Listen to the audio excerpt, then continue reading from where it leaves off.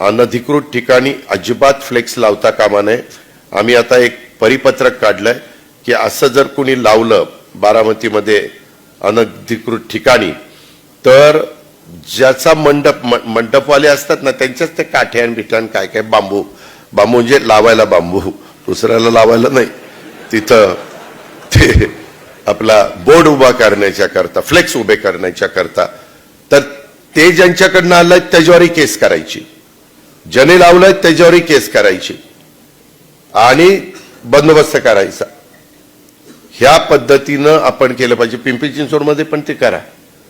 अजित पवारांचा वाढदिवस असो नाही तर देवेंद्र फडणवीसांचा वाढदिवस असो ते आता लोकांना सोयीचं झालंय। काय झालंय 22ला त्यांचाही वाढदिवस आणि माझाही जुलैला वाढदिवस एकीकडे देवेंद्र देवा भाऊ लावायचा आणि एकीकडे अजित दादा लावायचा हार्दिक शुभेच्छा आणि आमच्या 2 फोटोपेक्षा ज्याच्या शुभेच्छा आहे त्याचा फोटो ही एवढा मोठा।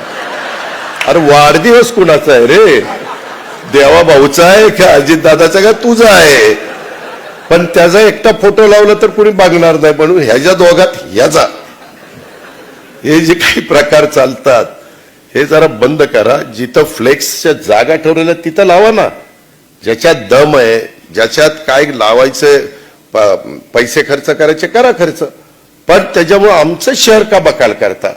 काय होतं बोर्ड असे साईडला लावले समोरनं दिसलं नाही ना तर कधी कधी ऍक्सिडेंट होता कारण नसताना आणि एकदम अट्रॅक्टिव्ह बोर्ड दिसला तर एखादा 2 व्हीलर किंवा 4 व्हीलर वाला देखील गडबडतो आणि तिकडे बघत असताना ऍक्सिडेंट होतो। ह्या गोष्टी फार बारकाईनं मी मुद्दाम नाही सांगत मी समाजाच्या भल्याकरता सांगतो।